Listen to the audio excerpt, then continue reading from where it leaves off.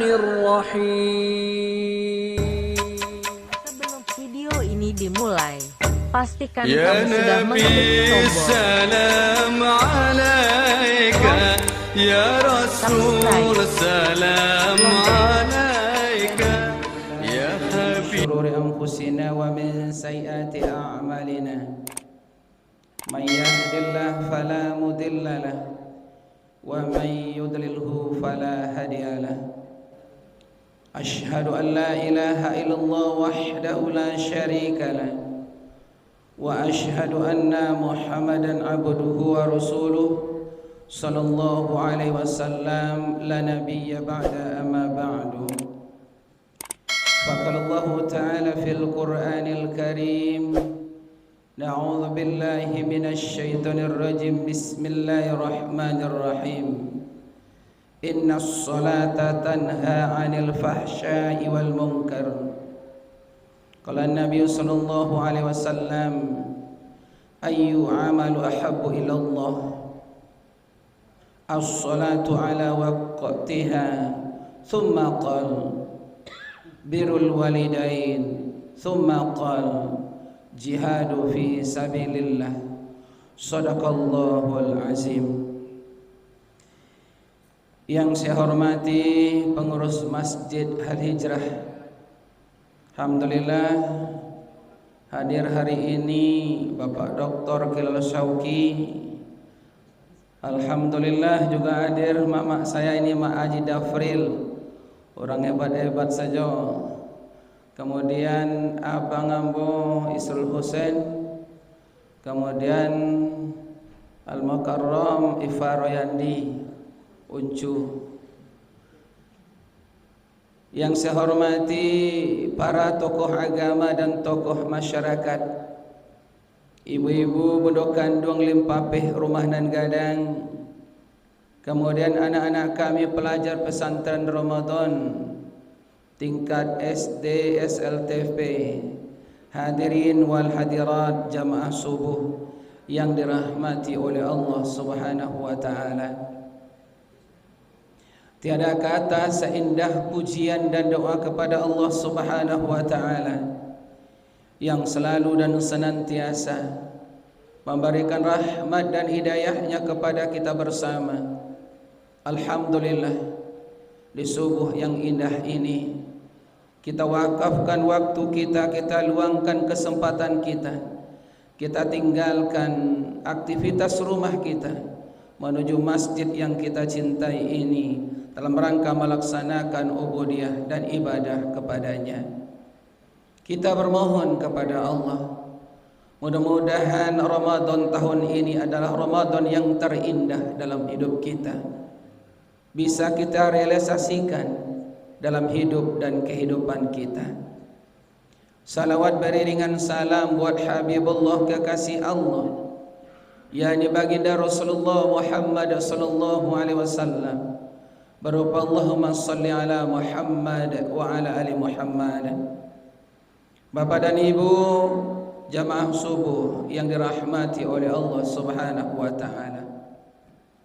Judul tausiah subuh kita, 3 amalan yang paling dicintai oleh Allah Subhanahu wa taala.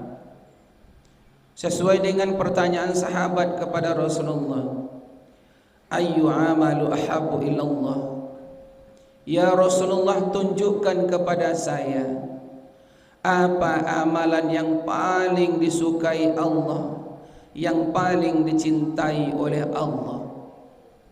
Apa kata Rasulullah? As-salatu ala waqtiha, salatlah tepat waktu. Salatlah tepat waktu ini maknanya apa? Salatlah berjamaah di masjid yang ada di sekitar kita. Karena apa? Salat berjamaah itu pahalanya sangat besar diberikan oleh Allah Subhanahu wa taala. Tetapi sebelum salat itu kita dianjurkan berwuduk. Kita dianjurkan oleh Rasulullah untuk berwuduk. Karena apa? Sahnya solat yang kita lakukan adalah wuduknya sempurna. Kadangkala kita berwuduk acak-acakan, kadang kita berwuduk tidak sempurna. Saya pernah mendapat arahan dari Ustaz Sihab dari Bandung. Sengaja saya undang ke tempat saya di Masjid Al-Hijriyah. Maka diterangkanlah cara berwuduk yang sempurna oleh Ustaz Sihab. Apa katanya? Nawaitul wudu'a li raf'il hadasi asghar fardhun lillahi ta'ala. Sebelum kita berwuduk, kita berdoa kepada Allah, sengaja aku berwuduk untuk menghilangkan hadas kecil, fardu lillahi ta'ala. Kata Ustaz Sihab, sebelumnya kita membasuh tangan kita, jari jemari kita, kemudian bilang sama Allah, ya Allah, ini jari jemari saya saya basuh dengan air ini. Ini mungkin wuduk saya yang terakhir ya Allah. Pernah tak kita bilang sama Allah seperti itu? Ambo dapat Pak Dr. Sauki Kilal 98 baru dapat itu dia ambo. Pernah nak kita bilang sama Allah ketika kita membasuh anggota wuduk kita, bilang sama Allah, ya Allah, ini mungkin wuduk saya yang terakhir. Ketika kita berwuduk, karena apa? Kita enggak tahu kapan nyawa ini diambil oleh Allah.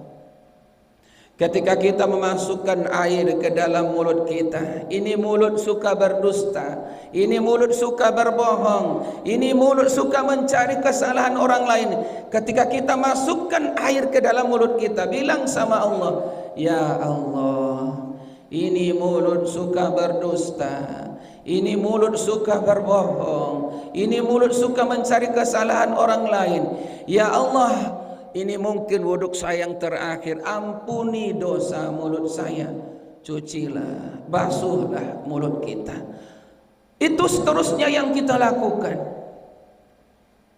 Baik muka kita yang ada mata, yang selalu mencari dan mencari hal-hal yang tidak bagus dalam kehidupan kita, mencari kesalahan orang lain, termasuk kaki kita. Bilang sama Allah, ya Allah, ini kaki suka melangkah ke tempat maksiat, ma'asi, tolong ampuni dosa kaki saya. Insya Allah ketika kita sholat yang kita lakukan, insya Allah Pak dan Ibu semua, khusyuk kita dalam sholat. Jangan nantinya kita menyesal. Sudah kita lakukan sholat tepat waktu, kemudian sudah kita lakukan dengan berjamaah di masjid maupun di rumah kita. Jangan menyesal seperti sahabat Nabi, padahal dia udah bagus, amalannya biasa-biasa saja. Siapa namanya? Sya'ban. Sya'ban, bapak-bapak dan ibu-ibu semua adalah sahabat Rasulullah, tapi amalannya biasa-biasa saja. Tidak ada amalan Sya'ban yang istimewa. Ketika salat subuh, Nabi lihat ke belakang, tak nampak Sya'ban. Apa kata Rasul kepada sahabat, mana Sya'ban?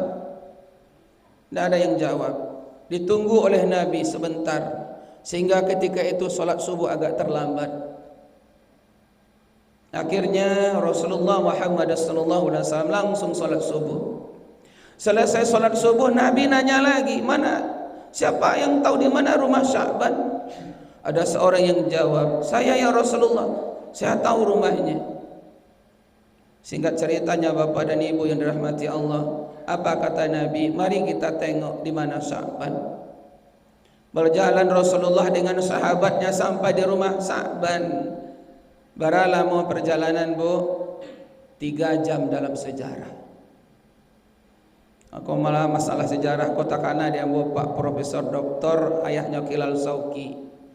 Amo pernah sabanta jadi asisten beliau. Sebentar mana? Di Fakultas Dakwah dulunya, tapi sebentar mana? Kemudian ada asisten baru datang, akhirnya jadi lencu. Sebentar mananya diperkenalkan oleh Pak Prof. Sampailah Rasulullah dengan sahabat di rumah Sya'ban. Assalamualaikum. Waalaikumsalam, kata istrinya. Apa kata Rasul kepada istrinya? Mana Sya'ban? Ya Rasulullah, sabalun subuh tadi Sya'ban meninggal. Kata Nabi, pantas saja Sya'ban tidak hadir. Rupanya dia sudah meninggal. Bapak-bapak, ibu-ibu yang dirahmati Allah Subhanahu wa taala. Tapi ya Rasulullah, ada 3 perkataannya ambo yang tak pandai menafsirkannya. Ada 3 perkataannya ambo tidak bisa menterjemahkannya. Apa itu kata Rasulullah? Pertama, kenapa terlalu dekat? Ingat ya Bu. Yang kedua, kenapa tidak yang baru? Ketiga, kenapa tidak semuanya? Ambo tak pandai menafsirkan ya Rasulullah, tolong tafsirkan, kata istrinya. Kenapa terlalu dekat? Kata Sya'ban. Padahal perjalanannya untuk solat berjamaah itu menempuh waktu 3 jam. Solat subuh misalnya jam 5. Jam 2 dia sudah berangkat untuk solat subuh. Jam 12 solat zuhurnya. Berarti jam 9 dia sudah berangkat dari rumahnya untuk solat zuhur. Jam 4 solat asar. 3 jam sebelumnya dia sudah berangkat. Kata Rasulullah kepada istri Sya'ban dan yang hadir ketika itu, kenapa terlalu dekat? Rupanya sebelum meninggal Sya'ban sudah dilihatkan oleh Allah begitu hebatnya, begitu dahsyatnya, begitu banyaknya pahala untuk solat berjamaah. Ditengokkan oleh Allah, apa katanya? Pak, aku terlalu dekat mana rumah ambo dari Masjid An-Nabawi. Padahal 3 jam perjalanan. Gak tanggung-tanggung lamanya perjalanan 3 jam. Kalau kita berjalan dari Wisma Lestari ya Pak, mungkinlah sampai Kabungui baru 3 jam perjalanan awak. Labah Paluh Kasado Sya'ban tidak ada itu. Kenapa sudah ditontonkan oleh Allah betapa dahsyatnya, betapa bagusnya, betapa hebatnya, betapa banyak pahalanya untuk solat berjamaah. Saya yakin ini kalau di komplek kau paling lama rumah mamak ni enggak jauh kau nama. Berapa jam kemari mak? Mau jam dah cukup itu le mau jam mamak dah. Dah 2 hari pada Sya'ban tadi le. Sya'ban 3 jam, mamak kau 5 minit kurang. Mungkin tak sampai 5 minit dah. Sya'ban bilang kenapa terlalu dekat. Yang kedua, kenapa tidak yang baru? Sya'ban ini bapak dan ibu, waktu itu musim dingin, nyo pakai di dalam ko jaket yang baru nyo balinya. Kemudian dilampisi dengan jaket di luarnya yang agak usang. Kenapa dia khawatir hari dingin debunya banyak. Nyo pakai nan buruk yang rancak di dalam, yang agak jeleknya di luar. Sampai di perjalanan dia bertemu dengan orang yang kedinginan, yang sangat dingin sekali, hampir meninggal dalam sejarah. Nyo buka bajunya yang di luar, nyo agihkan kepada yang kedinginan. Alhamdulillah diajak pemuda ini untuk solat berjamaah di Masjid An-Nabawi.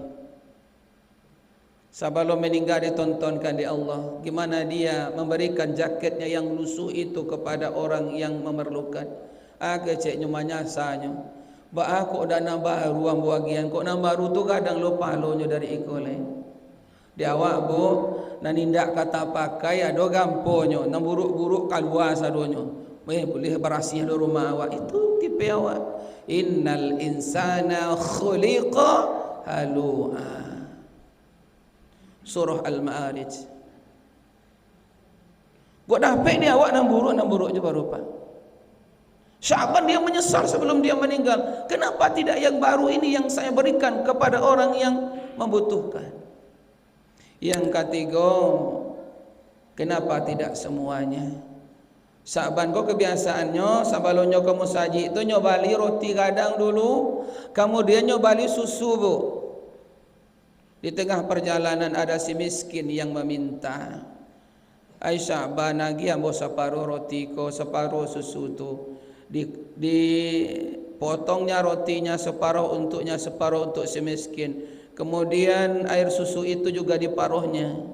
Kecilnya sebelum meninggal kok indak kasadonyo ambo agihan, kok separuh ambo agihan. Kalau ambo agihan kasadonyo tentu gadang lo pahalanya yang diberikan oleh Allah Subhanahu wa taala.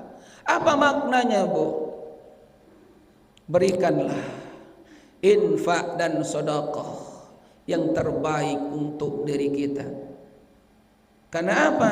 Infak yang bagus itu adalah infak yang bagus yang kita berikan kepada fakir miskin. Lan tanalul birra hatta tunfiqu mimma tuhibbun. Agianan paling awak cintai kepada orang yang membutuhkan, yaitu Pak Doktor. Kau salah lo kau nanyu satu ini penyesalan Sya'ban. Jadi Bapak dan Ibu, solat berjamaah yang kita lakukan pahalanya sangat besar. Sya'ban saja 3 jam perjalanan masih manyasanya sebelum meninggal. Kau dak jauh rumah ambo dari masjid kau dak mana rumah ambo di Masjid An-Nabawi. Hebatnya Sya'ban.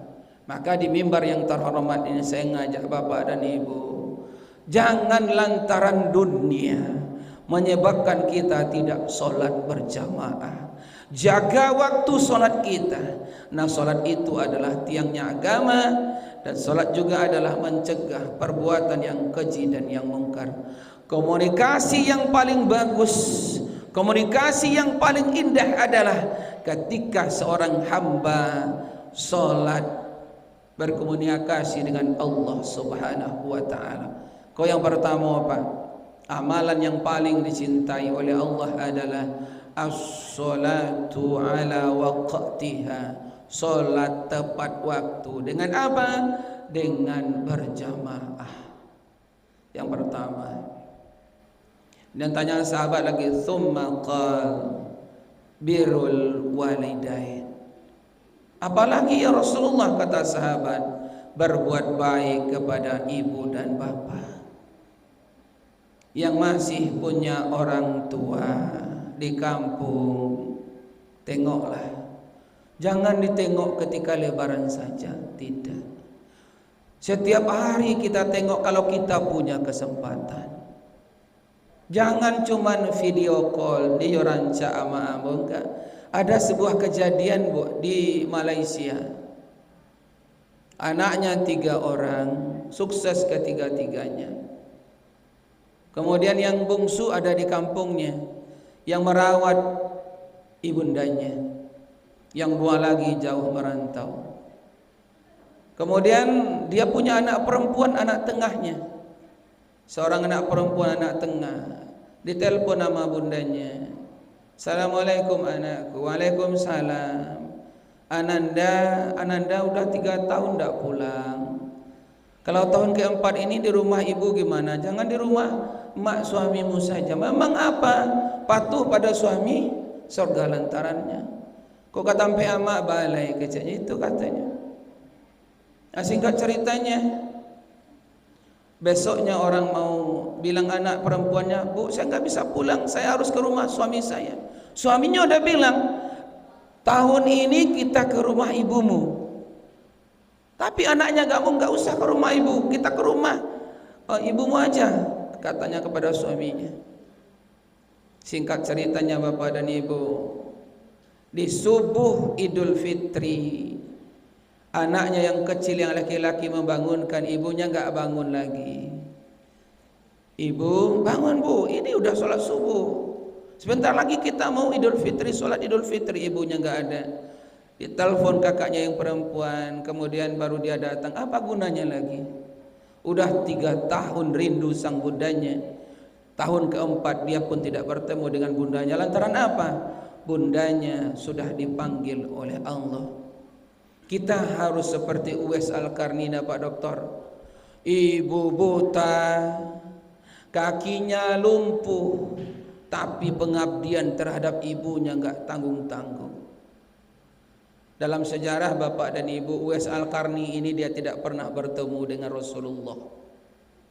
Sahabat Rasulullah yang tidak pernah bertemu dengan Rasulullah adalah Uwais Al-Qarni. Tapi cintanya kepada Rasulullah melebihi segala-galanya. Suatu ketika dia minta sama ibunya, "Bu, saya ingin ke Madinah, ingin bertemu Rasulullah." Pailah ke ibunya. Sampai di Madinah, dia cuma bertemu dengan Siti Aisyah, istri Nabi. Apa katanya? "Mana Rasulullah?" "Rasulullah lagi berperang." Baliknya balik karena apa? Cintanya kepada ibunya. Kemudian dalam sejarah, dialah laki-laki yang menggondong ibunya mulai dari Karan ke Madinah, Banidah ke Makkah, Makkah ke Jeddah, sehingga dalam sejarah berdarah kuduknya, terkelupas seluruh kulit-kulit di kuduknya ini. Sehingga apa kata Rasul? Betapa banyak orang yang naik haji tahun ini. Pemuda ini hajinya bagus. Siapa dia? Uwais Al-Qarni. Lebih dari 4.000 kilo dia menggendong ibunya. Karena lantaran apa? Ibunya buta dan ibunya lumpuh. Digendongnya ibunya naik haji. Di mimbar yang terhormat ini, saya mengajak yang masih punya ayah bunda, saya mohon ini, tengoklah. Karena apa?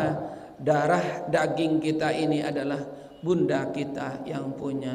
Video call tu yo jobo. Cumanan paralu di anak tu ketika sang anak mencium tangan ayah bundanya, mencium pipi bundanya, memeluk ayah bundanya. Itu yang diperlukan oleh bunda kita. Yang terakhir, summa qal, apalagi ya Rasulullah? Jihadu fi sabilillah, berjihad pada jalan Allah. Hari ini berjihad pada jalan Allah. Apakah kita menghancurkan tempat peribadatan orang lain? Tidak. Dengan apa kita jihad? Dengan ilmu kita, dengan harta kita, dengan tenaga kita. Ada dalam buku Al-Ghazali seorang yang ahli ibadah. Yo segalanya pandainya Pak. Bacaan Qur'annya bagus, zikirnya bagus, solatnya bagus, segalanya bagus.